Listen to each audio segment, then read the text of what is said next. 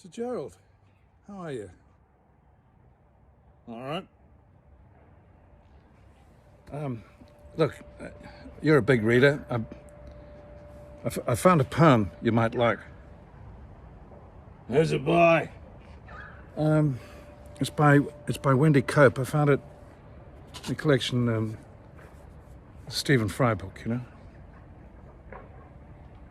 Wendy Cope. Yeah, I like her. She's good. How's it go? It goes like this. I like it. I think you will too. My heart has made its mind up, and I'm afraid it's you. Whatever you've got lined up, my heart has made its mind up. And if you can't be signed up this year, next year will do. My heart has made its mind up, and I'm afraid it's you. What do you think? That's a love poem, isn't it? Yeah, it is. I told you, Sam.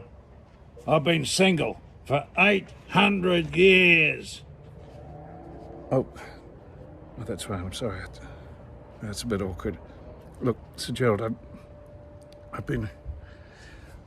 checked. There is no Tinder for gnomes, and I can't just go poking around other people's gardens looking for a nomette, as you asked. I just can't do it. Sir Gerald? Sir Gerald? Oh, I think he stopped talking to me.